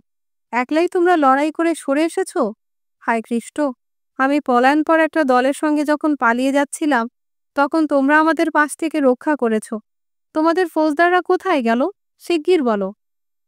তারা মারা গেছে। তোমার নাম কি? আলেন হেল।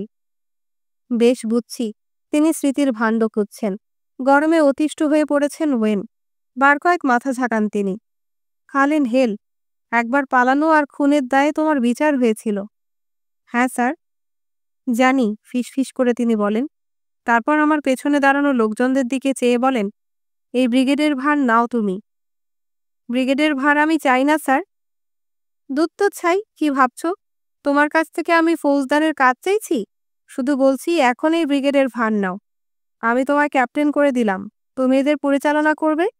নয়তো ভগবানের নামে হলফ করে বলছি, যেখানে দাঁড়িয়ে আছো সেইখানেই গুলি করে মারব। আমি তার দিকে অবাক হয়ে তাকালাম। পলকের জন্য তার রক্তচক্ষু দেখতে পেলাম। ঘাড় কাত করে সম্মতি জানালাম। বললাম, আমি এদের পরিচালনা করব স্যার, দরকার হলে নরকেও নিয়ে যাব। গাঢ় কণ্ঠে তিনি বলেন, হ্যাঁ, দরকার হলে নরক পর্যন্ত যাবে।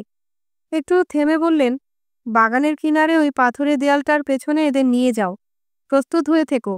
ওরা তোমায় ক্যাপ্টেন হেল বলে ডাকবে, আর তুমি ওদের পরিচালনা করবে। যতক্ষণ একটা লোকও বেঁচে থাকবে, যে কোনো আক্রমণ রুখবার জন্য প্রস্তুত থেকো। আচ্ছা স্যার। তখন তিনি হাত বাড়িয়ে দেন। আমি হাতে হাত দিলাম। একদৃষ্টে চেয়ে রইলাম তার নিষ্প্রভ নীল চোখের দিকে। পলকের জন্য আমার দিকে চেয়ে তিনি পেছন ঘুরলেন এবং চটপট ঘোড়া ছোটালেন। আমি সঙ্গীদের কাছে ফিরে এলাম। ওয়েনের কথা তারা শুনেছে। অবাক হয়ে নিরীক্ষণ করছে আমাকে। এলি আমার দিক থেকে চোখ সরায়নি। তার মুখের চেহারা স্বপ্নাবিষ্ট মানুষের মতো। কে জানতো সে স্বপ্ন দেখছে এবং এই স্বপ্ন তার কোনোদিনই ভাঙবে না। আমি তখন শান্তভাবে বলি, ব্রিগেডের কায়দায় তোমাদের দাঁড়াতে হবে। এখন আমি তোমাদের ফৌজদার। এখন থেকে আমাকে ক্যাপ্টেন বলে ডাকবে। কেউ জবাব দেয় না। জন কয়েক মাথা নেড়ে সম্মতি জানায়। Brigade attention! 4 জন করে সার বেঁধে দাঁড়াও। লোকজন উঠে পড়ে এবং ক্লান্তভাবে বন্দুক টেনে নিয়ে কোনো মতে সার বেঁধে দাঁড়ায়। আমি তাদের মার্চ করিয়ে পাথরের দেয়ালের কাছে নিয়ে যাই এবং দেয়ালের পেছনে প্রত্যেককে নিজের নিজের জায়গা দেখিয়ে দিই। বন্দুকে গুলি ভরে রাখো। গুলির জবাবে গুলি করবার জন্য তৈরি থাকতে হবে। গুলি করবার আদেশ আমি দেব। এদের কাছে গিয়ে পাথরের দেয়ালের ওপর বসে পড়ি আমি। পাথরও তেতে রয়েছে। সূর্য যেন আগুনের গোলা ছুটছে। দরদর করে ঘাম ঝরছে গা বেয়ে। ধুলো ময়লা মাখা দেহে আঁকাবাঁকা রেখা পড়ছে। চোখ তুলে আমি লড়াইয়ের ময়দানের দিকে তাকাই। আমাদের মূল বাহিনী এখনো অনেক পেছনে। তার সঙ্গে মোকাবেলা করতে হলে আমাদের ঘায়েল করতে হবে আগে। এইসব কথা মনে হচ্ছে, কিন্তু তবু চিন্তার সঙ্গে আমার দেহের যেন কোনো যোগাযোগ নেই। অন্তরে নিষ্প্রাণ শূন্যতা, আর সেই শূন্যতা থেকেই যেন চিন্তা উঠছে। এলি বলে, তাহলে এবার তোমায় ক্যাপ্টেন করে দিল আলেন? হ্যাঁ, ক্যাপ্টেন বানিয়েছে বটে। আমার মধ্যে কোনো আবেগ নেই, তবু কান্না আসে, চোখ দিয়ে জল পড়ে। চোখের নোনা জলের স্বাদ জিভে অনুভব করি। অপেক্ষা করছি। সকাল কেটে যায়। যে কোনো সময় আক্রমণ আসবে, না হয় কোনো কালেই আসবে না। আমাদের পেছনে ওয়েরেক নদীর ওপারে জেনারেল গ্রিন মূল বাহিনীকে জমায়েত করছেন, কিন্তু তারা প্রস্তুত না হওয়া পর্যন্ত আমাদের রুখতে হবে। আঘাত করে ইংরেজরা যতক্ষণ ক্লান্ত হয়ে না পড়বে, ততক্ষণ রুখতে হবে আমাদের। ক্লান্ত ব্রিটিশ বাহিনীকে আমরা পথ ছেড়ে দিতে পারি। ততক্ষণে মহাদেশীয় বাহিনী প্রস্তুত হয়ে তাদের পরাজিত করতে পারবে। বেড়া আর পাথুরে দেয়ালের পেছনে সামান্য কিছু লোক আমরা। সারা সকাল যুদ্ধ করতে হয়েছে আমাদের।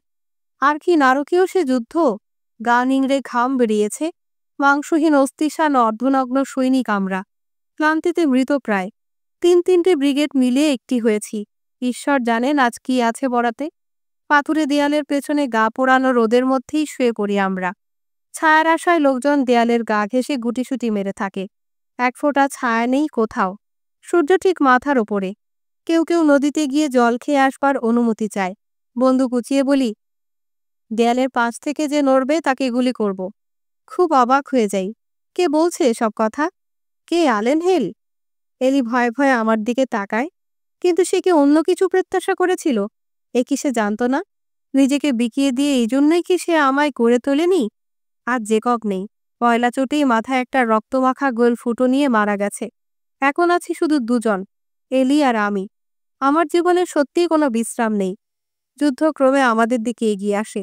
একদৃষ্টে আমরা লাল কোটের দীর্ঘ লাইন এবং সবুজ উর্দি পরা হেসিয়ানদের দিকে চেয়ে থাকি। মজা দেখছি যেন। একদিক করে আমি কামানের গোলাগুনি। রণক্ষেত্রের অবস্থা পর্যবেক্ষণ করবার চেষ্টা করি। কোনো সময় স্থির হয়ে দাঁড়াচ্ছি না। ঘুমোবার আগের মুহূর্তের মতো একটা ঝিমোনোর ভাব দেখা যায়। সৈনিকদের লাইনের পাশ দিয়ে হাঁটাহাঁটি করে তাদের বন্দুক পরীক্ষা করে দেখি। বারুদের পাত্র পরীক্ষা করি এবং চকমকিতে ভিজে হাত দিতে নিষেধ করি। জোরে জোরে কথা বলছি, কিন্তু নিজের কথার ধরন শুনে নিজেই অবাক হয়ে যাই। চকমকি নাড়াচাড়া করো না, বন্দুকগুলো রেখে দাও। বারুদটাও রোদে শুকিয়ে নাও। ঠান্ডা বারুদের চাইতে তাতানো বারুদ অনেক ভালো। গাদন কাঠি ঢিলে করো, গাদন কাঠি ঢিলে করো। এলি আমাকে লক্ষ্য করছে। সবসময় চেয়ে রয়েছে আমার দিকে। পলকের জন্য তার চোখ অন্যদিকে ফেরেনি। একবার মনে হয় যে তাকে বলি, বুঝতে পারছো না কেন? দোহাই খ্রিস্টের, তুমি যদি না বোঝো তো কে আমাকে বুঝবে? জেকবের মতো, ওয়াশিংটনের মতো আমাকেও কি নিঃসঙ্গ হতে হবে? আমাকেও কি তাদের মতো নিঃসঙ্গতার জন্য অপেক্ষা করতে হবে? মানুষের সম্পর্কে পাছে উন্মাদনা কমে যায়, এই সংখ্যায় আমাকেও কি লোকজনকে দূরে সরিয়ে রাখতে হবে? একলা তুমিই আছো, আর কেউই বেঁচে নেই। চেকপও মারা গেছে। আজকের এই আমি তোমারই পরিকল্পনার ফল। মনে মনে ভাবলেও মুখ ফুটে কিছু বলতে পারি না। মনে হয় আর কোনোদিনই হয়তো এলির কাছে মন খুলতে পারবো না। এলিকে আমি ছেড়ে এসেছি, পেছনে ফেলে এসেছি তাকে। আর কোনোদিনই এলির কাছে ফিরে যাওয়া যাবে না। আজ সকালে প্রাণপ্রিয় পেনসিলভানিয়ানদের এক পাল ভীত হরিণের মতো ছিন্ন ভিন্ন হতে দেখে ওয়েনের মনের যে অবস্থা হয়েছিল, যে চোখে তখন তিনি আমাদের দেখছেন, আমিও তেমনি চোখে এখন চিনতে পারছি ওয়েনকে, ওয়াশিংটনকেও বুঝতে পারছি। এর মধ্যে কোনো আনন্দ নেই, নেই কোনো গৌরব। আমার অন্তর এখন বরফের মতো শীতল আর শূন্য। ইংরেজরা আক্রমণ করে, রয়্যাল ফুজিলিয়ার্স দলের লোকেরা, বাছাই সৈন্যদল, ইংল্যান্ডের অভিজাত পরিবারের সন্তানেরা, দুনিয়ার সেরা সৈনিক, ভয় ডর নেই। এ কথা তখন জানতাম না। দেখছি পথ থেকে আমাদের তাড়িয়ে দেওয়ার জন্য একদল ইংরেজ সৈনিক এগিয়ে আসছে। মূল সৈন্যদল থেকে বিচ্ছিন্ন হয়ে অকুতভয়ে বীরের মতো এগিয়ে আসে। সেলাম করবার ভঙ্গিতে বন্দুক ধরে মার্চ করে আসছে। চলবার ভঙ্গি অনেকটা প্যারেডের মাঠে মার্চ করবার মতো। এরকম মার্চ আমি জীবনেও দেখিনি। যেভাবে মার্চ করা শেখাবার জন্য স্টুবেন এতদিন ব্যর্থ চেষ্টা করেছেন, এখন তারই নিখুঁত ছবি দেখছি। কিন্তু আমরা তো সৈনিক নই। ওরকম মার্চ করা কোনোদিনই আমরা শিখতে পারবো না। আমরা চাষি, মানুষ নামে পরিচিত একদল উলঙ্গ নোংরা জীব। বারবার মনে মনে কথাটা আলোচনা করি। ভালো লাগা একটা গান যেভাবে গাই, ঠিক তেমনিভাবে বারবার মনে মনে বলি, আমরা সৈনিক নই, আমরা সৈনিক নই। ওদের মতো মার্চ করা কোনো দিন শিখব না। আমরা চাষি, স্বাধীন মানুষ আমরা। ভয় ভীতি ঘৃণা দুঃখ সবই জানি। মানুষের মতোই দুর্বল। নিজেরটার জন্যই শুধু লড়তে পারি, আর কিছুর জন্য নয়। আমাদের লোকজন অবাক হয়ে ইংরেজ সৈন্যদলের দিকে চেয়ে থাকে। এ দৃশ্য তাদের মুগ্ধ করে, আকর্ষণ করে। এ দৃশ্য যান্ত্রিক, অবাস্তব, প্রাণহীন, জীবনের সঙ্গে সঙ্গতিবিহীন। জীবনের অংশ আমরা। জীবনের সঙ্গে যেসব জিনিসের সম্পর্ক আছে, আমরা শুধু তাই চিনি। আমাদের বন্দুকের সামনে ভেরি আর বাঁশি বাজিয়ে এই যে সৈন্যদল নিখুঁতভাবে মার্চ করে আসছে, এর সঙ্গে জীবনের কোনো সম্পর্ক নেই। বাজনার সুরটাও ধরতে পারি। হট স্টাফ গানের গদ বাজাচ্ছে। এই গদ বাজিয়ে বাংকার পাহাড়ে এগিয়েছিল ওরা। সব মোহ, সব ভ্রান্তি ঝেড়ে ফেলি আমি। এত বরফ আমার অন্তরে জমে আছে যে সব মোহ ধ্বংস হয়ে যায়। ভিন্ন জগতের মানুষ এরা, এদের ধ্বংস করতে হবে। এদের ধ্বংস করবার মতো সঞ্চিত বরফ আমার অন্তরে আছে। সৈন্যদলের পাশ দিয়ে হাঁটাহাঁটি করে শান্তভাবে বলি, কেউ আগে গুলি করো না। আমার হুকুম না পেয়ে কেউ গুলি করবে না। যে দল ছেড়ে পালাবে তাকেই খুন করব। মাথা নিচু করো। দেখতে না পায় এমনভাবে ঘাপটি মেরে থাকো। মাথা তুলে দেখবে না। চাষি ঘরের একটি ছেলে, নেহাতি নাবালক, উঠে দাঁড়িয়ে হাঁ করে ওদের দিকে চেয়ে থাকে। ঠাস করে এক চড় মারি তার গালে। বসে পড়ো, দেয়ালের আড়ালে থাকো। ওভাবে উঁচু হয়ে দেখে না। দেয়ালের আড়ালে লুকিয়ে থাকো।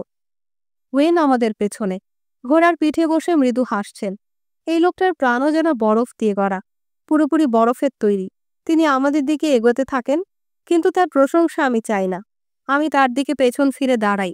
দেয়ালের পেছনে দাঁড়িয়ে ইংরেজদের হালচাল দেখি। ওরা আমাদের খুবই কাছে এসে পড়েছে। প্যারেড করবার সময় যেভাবে বন্দুক ধরে থাকে, এখন সেইভাবেই ধরে আছে। এ যেন ঝকঝকে ক্ষুরোধার ইস্পাতের ফসল। লাইনটির এক প্রান্তে একটা ভেরি বাজিয়ে হাঁটছে। টুপিটা মাথার পেছনে ঠেলে দিয়েছে লোকটি। মাথা নাড়ছে বাজনার তালে। লোকটির কাঁধে একটা মস্ত উঁচু ভেরি। ভেরিটির ওপরে নিচে সোনার ব্যান্ড লাগানো। পাশে ইংরেজ রাজশক্তির প্রতীক রাজমুকুট আর সিংহ। ভেরি বাজিয়েটির মুখে প্রসন্ন হাসি। কাঠি দিয়ে বাজাবার সময় লাফিয়ে উঠছে। খোলা তরোয়াল হাতে অফিসাররা সামনে চলেছে। মাঝে মাঝে ঘাড় ফিরিয়ে সৈনিকদের দেখছে তারা, যেন প্যারেডের মাঠে সৈন্যদল পরিদর্শন করছে। একদল চাষিকে হটাবার জন্য নির্ভীক তরুণ ইংরেজ সন্তান নিয়ে গড়া এই রেজিমেন্টটির হটকারিতা দেখতে দেখতে পলকের জন্য মনে হয় লড়াইয়ের বুঝি সাময়িক বিরতি হয়েছে। মনে মনে বলি, এই তো ইংল্যান্ড, এই তো ইউরোপ। এর বিরুদ্ধেই তো আমাদের সংগ্রাম। মানুষের প্রতি চরম অবজ্ঞা, জীবনের প্রতি চরম তাচ্ছিল্য, মানুষের আত্মার প্রতি ঘৃণা, মানুষের বাঁচবার অধিকার, সাধারণ জিনিস জানবার আর তাই নিয়ে সুখী হবার দাবি এবং তার দাসত্বমোচনের অভিলাষের প্রতি এই কুৎসিত অবজ্ঞার বিরুদ্ধেই তো আমাদের আসল সংগ্রাম। হ্যাঁ, অনন্তকাল ধরে এর বিরুদ্ধেই তো অবিরাম সংগ্রাম চালাতে হবে আমাদের। এ যুদ্ধ চলবে, বিশ্রামের কোনো অবকাশ নেই। আমরাই জীবনের প্রতীক। উলঙ্গ নোংরা অনশনক্লিষ্ট চাষিরাই তো জীবন। আর ওই ওখানে প্রাচীরের ওধারে যারা রয়েছে, জীবনকে উপহাস করছে তারা। এই জন্যই আজ ওদের সাথে আমাদের লড়াই। মনে মনে বারবার এই কথাটা আওড়াই। এতক্ষণে আমাদের খুবই কাছে চলে এসেছে ওরা। নাবালকত্ব বেশি দিন ঘোচেনি কারো। ঘাড় বাঁকিয়ে পরস্পরকে ঠাট্টা বিদ্রুপ করে হাসতে হাসতে এগোচ্ছে বালকের দল। দাঁত বার করে উন্নত শিরে এগোচ্ছে। গোফদারি কামানো ছিমছাম মুখে অবজ্ঞার হাসি। সে হাসি উপহাস করছে মৃত্যুকে, উপহাস করছে জীবনকে। জীবন শেষ হয়ে গেছে। হারানো জীবনের সঙ্গে ভয়ডরও গেছে। দুঃখ সয়ে বেঁচে থাকবার ক্ষমতা এদের এখন নেই। অতীতের মানুষেরা। জাঁকজমকের বাহার আছে বটে, কিন্তু সে জাঁকজমক আমাকে স্পর্শ করে না। আমার কি এসে যায় তাতে? পুরো একটা শীতকাল নরকে কাটিয়েছি। দলে দলে মানুষকে মরতে দেখেছি অন্তরঙ্গদের, আমাদের সাথীদের। আমাকে বাঁচাবার জন্য কিন্টন ব্রেন্ডার অপমানজনক মৃত্যুবরণ করেছে। মরেছে চার্লি গ্রিম।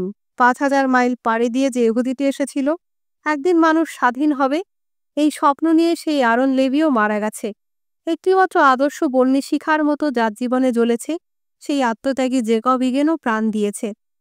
কৃষক অ্যাডওয়ার্ড ফ্লাক ভেগেছিল, কেননা অন্য একটা কিছুর ওপর তার আস্থা ছিল।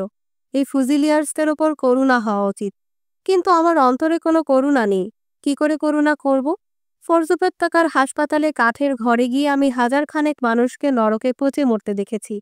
মরবার আগেই তারা নরকে বাস করেছে। দেখেছি কত অনামী লাশ বরফের ওপর পাঁজা করে রাখা, কারণ মাটি লোহার মতো শক্ত। তাদের দেহ নেকড়ে বাঘের খাবার জুগিয়েছে। হাসি মুখে মরেনি তারা। জীবনকে ভালোবেসে তাদের মরতে হয়েছে। বাঁচবার আপ্রাণ চেষ্টায় মরেছে। জীবনকে যারা ভালোবাসে, মানুষের জীবনের মর্যাদা যারা দেয়, স্বাধীন সুন্দর জীবনকে যারা ভগবানের দুনিয়ায় একমাত্র পবিত্র জিনিস বলে মনে করে, তাদের সমগোত্রীয় এরা। জীবনের জন্য চোখে জল ফেলে মরেছে। হেলায় জীবন বিসর্জন দেয়নি। আগুয়ান ফৌজদারদের মধ্যে একজন সহসা পেছন ফিরে চিৎকার করে হুকুম দেয়। সঙ্গে সঙ্গে সবকটা সঙ্গীন চট করে আমাদের দিকে উদ্যত হয়। পরিহাসরত ছেলের দল তখন ছুটতে শুরু করে। সঙ্গে সঙ্গে আমিও চেঁচিয়ে উঠি, এইবার বেটাদের জাহান্নামে পাঠাও। পেনসিলভানিয়ার কাদামাখা উলঙ্গ চাষিরা উঠে দাঁড়ায়। তাদের মোটা ফুটোর বন্দুক আগুন বুবি করে। আগুনের হলকায় বেড়া আর দেয়াল ঝলসে ওঠে। গুলির দুমদাম আওয়াজের সঙ্গে মিশে যায় মানুষের আর্তচিৎকার। রয়্যাল ফুজিলিয়ার্সদের লাল লাইন ছিন্ন ভিন্ন হয়ে যায়। তাদের পরিহাস উচ্ছল কণ্ঠে ফুটে বেরোয় মৃত্যু যন্ত্রণার কাতর আর্তনাদ। মুমূর্ষর আত্মচিৎকার সবকিছু ছাপিয়ে ওঠে। পেট চেপে ধরে রক্তবমি করে তারা। টলতে টলতে পালাতে চায়। ছিন্ন ভিন্ন হয়ে যায় ইংরেজদের লাইন। ক্রমেই তারা পিছু হটে। ধোঁয়ার মধ্যে ছুটোছুটি করে ছত্রভঙ্গ অস্পষ্ট মানুষের কায়া। আবার কেউ কেউ হামাগুড়ি দিয়ে দেয়াল অবধি এগিয়ে আসে। কিন্তু বন্দুকের কুদর বাড়িতে পেনসিলভানিয়ার চাষিরা তাদের মাথা চৌচির করে দেয়। আমি তারস্বরে চেঁচিয়ে বলি, গুলি ভরো, আবার ভরো। দেয়ালের পেছন থেকে গুলি ভরো, দেয়ালের আড়ালে থাকো। চটপট আবার গুলি ভরো, চকমকি শুকনো রেখো। দূর থেকে ভেসে আসা কথার মতো ওয়েনের কণ্ঠস্বর কানে আসে। আবার গুলি ভরো, চটপট গুলি করবার জন্য তৈরি হও। ধোঁয়া উড়ে যায়।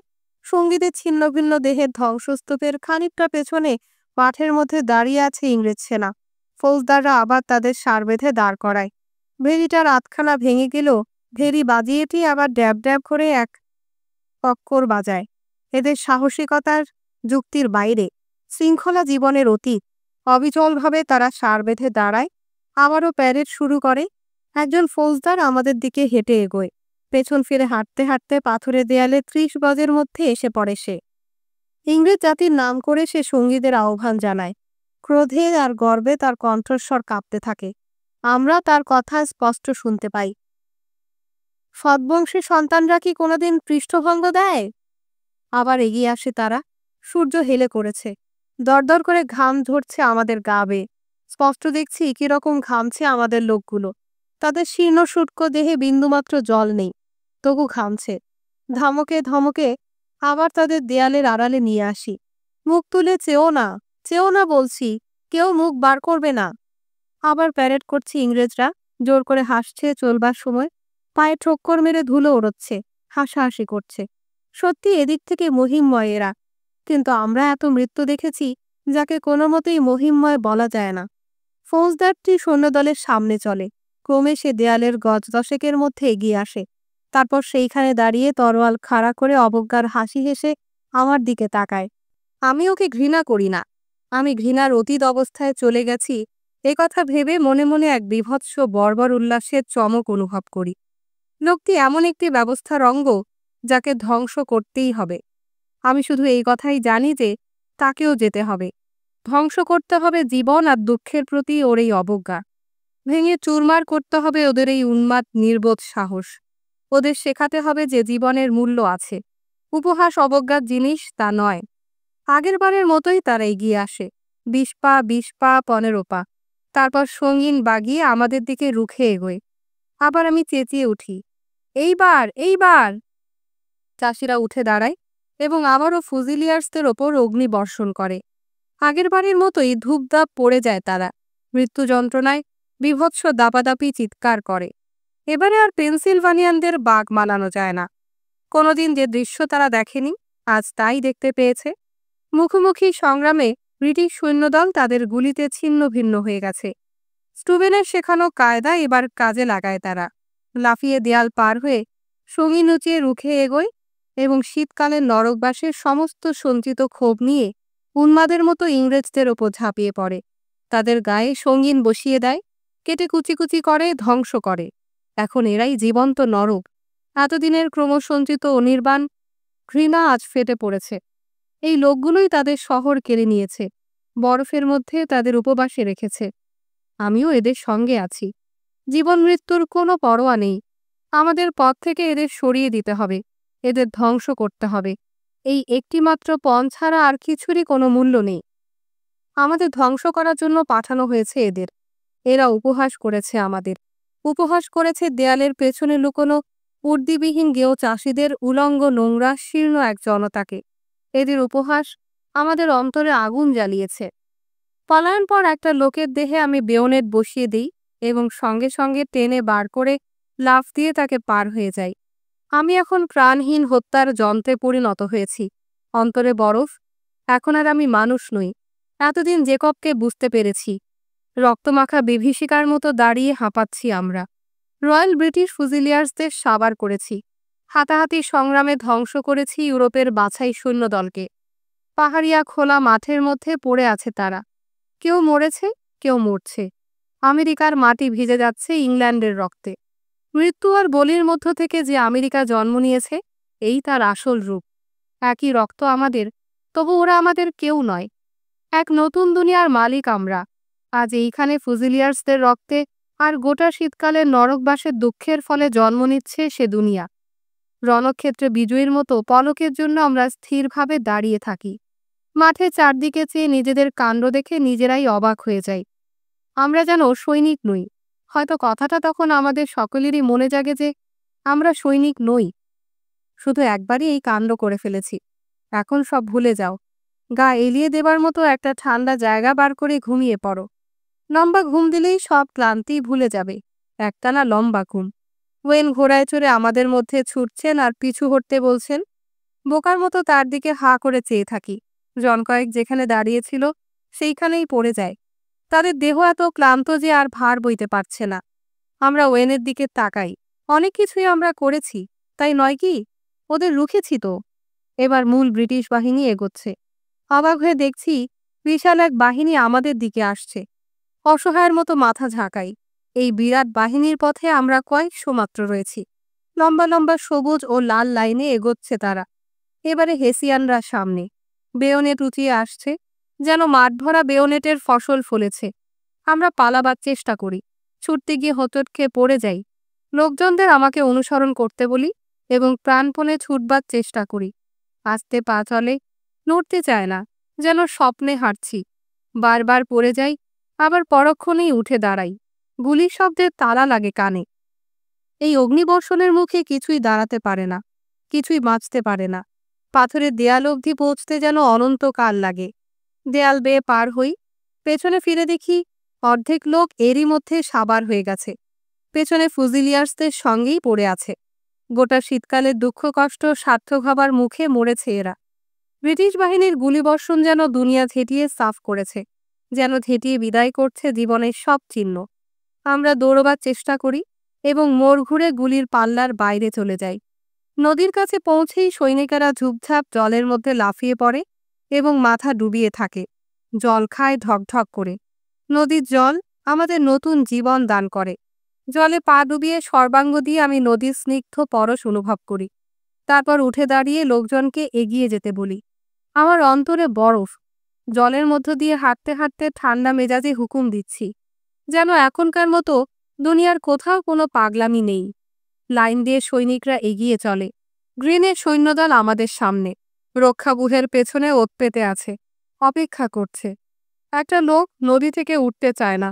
আমি বলি, চটপট উঠে পড় বোকা কোথাকার। আমার ভাই পেছনে রয়েছে ক্যাপ্টেন হেল। সে মারা গেছে, উঠে পড়ো। মরেনি, পড়ে যাওয়ার সময় তাকে নড়তে দেখেছি। বলছি মরে গেছে, উঠে পড়ো চটপট।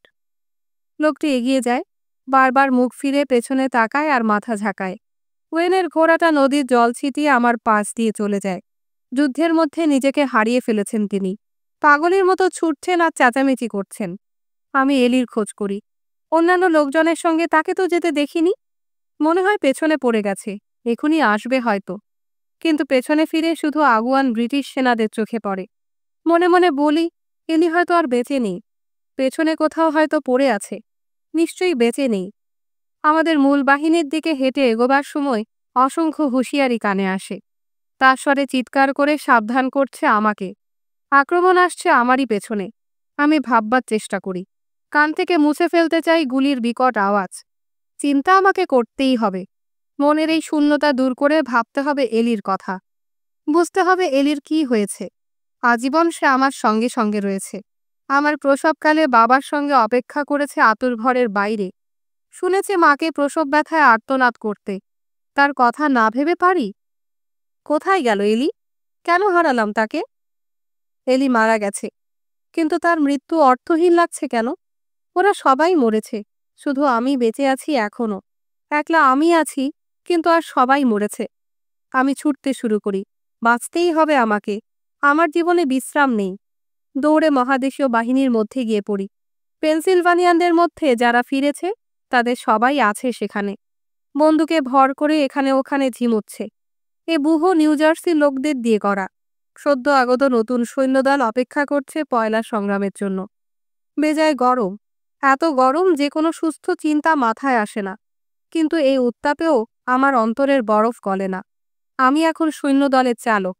তাদের গুলি ভরতে বলা, গুলি করার হুকুম দেয়া এবং চকমকি শুকনো রাখতে বলাই আমার কাজ।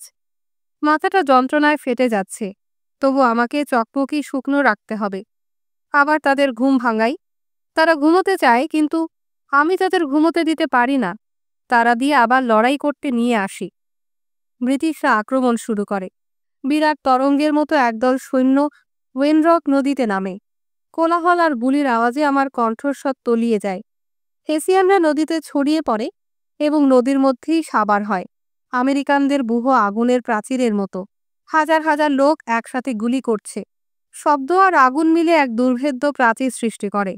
আমার মাথাটা দপদপ করে, যন্ত্রণায় ফেটে যেতে চায়। নদীর জল রক্তে লাল হয়ে যায়। গুলিবিদ্ধ ঘোড়ার পিঠ থেকে পড়ে গিয়ে ইংরেজ ফৌজদাররা মাটিতে গড়াগড়ি খায়। আক্রমণের বেগ কমে আসে। পিছু হটে আক্রমণকারীরা। কামানের গোলায় তাদের সম্মুখ বুহ ছিন্ন ভিন্ন হয়ে যায়। নদী লাল হয়ে ওঠে। লালে লাল হয়ে যায় গোটা দুনিয়া। গোটা পৃথিবীর বুকে লাল রং লেপে সূর্য পশ্চিমে হেলে পড়ে। পেনসিলভানিয়ানরা এখন ঘুমোচ্ছে বন্দুকের ওপর উবু হয়ে। তারা এখন আর যুদ্ধে কোনো অংশ নিচ্ছে না। বিকট শব্দেও তাদের ঘুম ভাঙছে না। লম্বা টানা ঘুমে অচেতন ক্লান্ত পেনসিলভানিয়ানদের দীর্ঘ ঘুম মানে বিস্মৃতি। এলির কথা ভুলতে হলে ঘুম চাই। সে মারা গেছে। বেশ অনেক সঙ্গী পেয়েছে এখন। মস্ত বড় দল, সবাই ঘুমোচ্ছে শান্তিতে। কোনো শব্দে তাদের ঘুম ভাঙবে না। দুনিয়ায় এমন কোনো শব্দ হতে পারে না যা তাদের ঘুম ভাঙাতে পারে। শীত গ্রীষ্মের পুরনো ঝামেলা ঝঞ্ঝাটমুক্ত কামনাহীন গভীর প্রশান্তি আর গভীরতম ক্লান্তিহরা নিদ্রা। এলির হৃদয়ের মতোই সুখদায়ক এ বিশ্রাম। মহান অপূর্ব বিশাল তার হৃদয়। প্রত্যেক মানুষেরই হৃদয় আছে। মানুষের প্রাণ পবিত্র, পবিত্র তার দেহ। ভগবানের প্রতিমূর্তি মানুষ, তার পবিত্র প্রতিচ্ছবি প্রতিফলিত মানুষের মধ্যে। রণক্ষেত্রে তখন ধোয়ার কুণ্ডলী আর নিঃশব্দ দীর্ঘশ্বাস। মানুষের রক্তে নদীর জল লাল হয়ে গেছে। ব্রিটিশরা পিছু হটে যাচ্ছে। পিছু হটা ক্রমশ ছত্রভঙ্গ পলায়নে পরিণত হয়। ছত্রভঙ্গ সৈন্যদল পালাচ্ছে মাঠ দিয়ে। প্রথম গুলিবর্ষণের চোট হেসিয়ানদের উপর দিয়েই গেছে। এখন আর তারা ভারী উর্দির 90 পাউন্ড ওজন বইতে পারছে না। টলতে টলতে বিক্ষিপ্তভাবে হুমড়ি খেয়ে পড়ছে। সারা মাঠে ছড়িয়ে পড়ছে ছোট ছোট সবুজ বিন্দু। নদীর মধ্যে এবং পাড়েও পড়ে আছে অনেক। আমরা গুলিবর্ষণ বন্ধ করি, কিন্তু কামানের গুরুম গুরুম গোলাবর্ষণ চলতেই থাকে।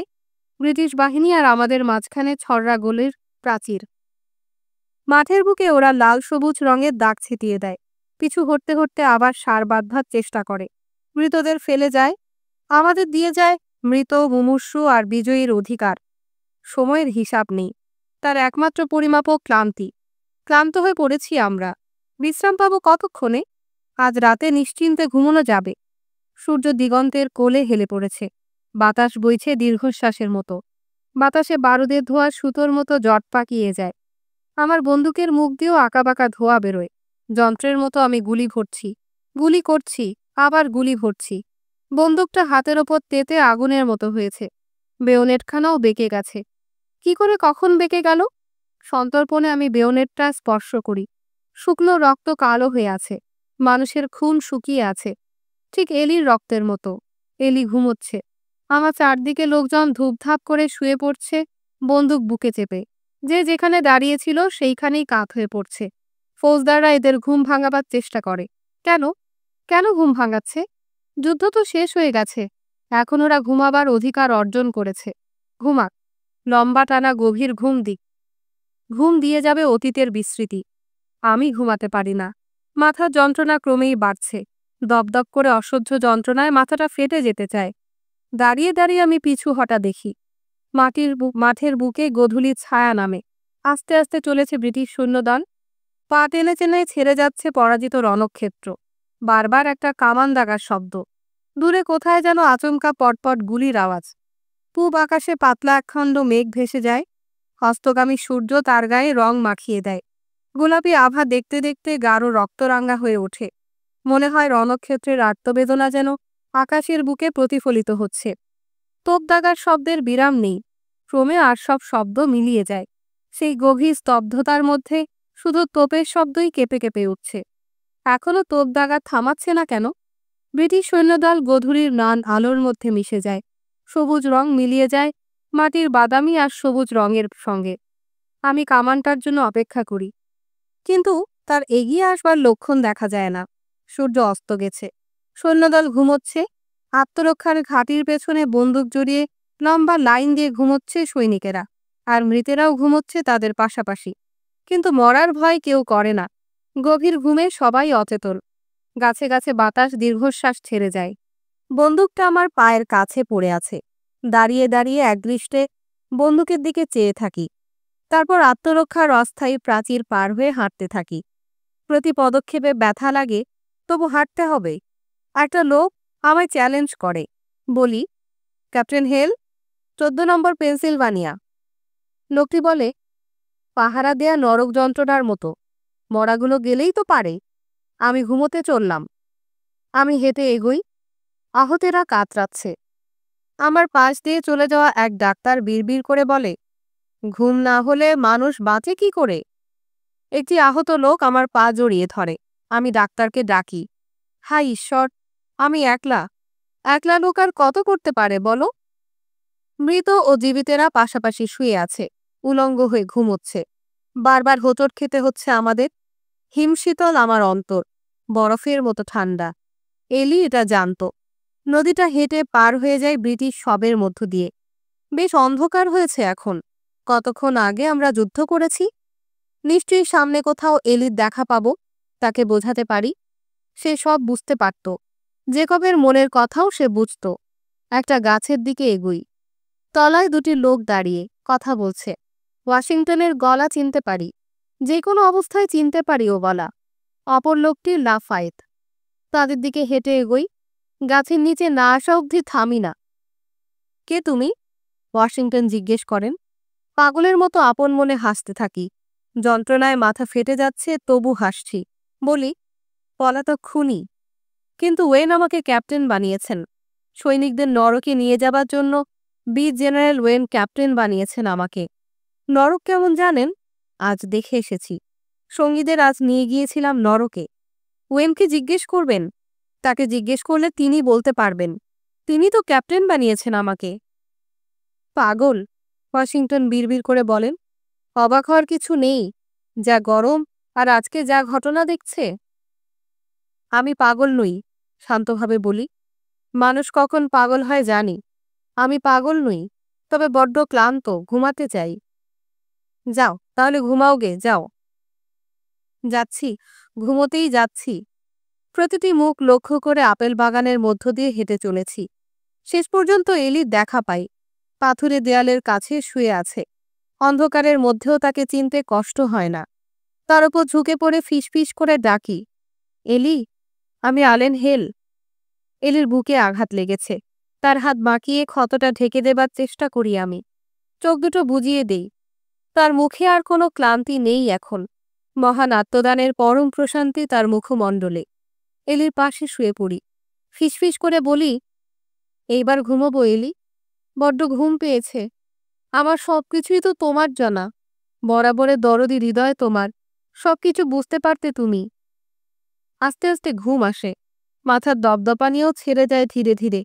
এলির পাশাপাশি শুয়ে থাকি আর ফলের বাগানের গাছে গাছে বাতাসের দীর্ঘশ্বাস কান পেতে শুনি। পরদিন সকালে এলিকে কবর দিলাম।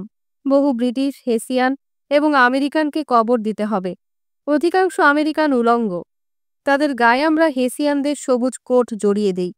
উলঙ্গভাবে কোনো সঙ্গীকে কবর দেয়া ভালো দেখায় না। জামাখোলা নোংরা হেসিয়ানদের সার বেঁধে শুইয়ে দেয়া হলো। লম্বা পরিখা কেটে পুঁতে রাখা হয় তাদের। কোনো প্রস্তরফলক তাদের কবর চিহ্নিত করবে না। আপেল বাগানের যেখানে এলি পড়েছিল সেইখানেই তাকে কবরের ব্যবস্থা করি। পাথুরে দেয়ালের কাছাকাছি তাকে সমাধিস্থ করা হয়।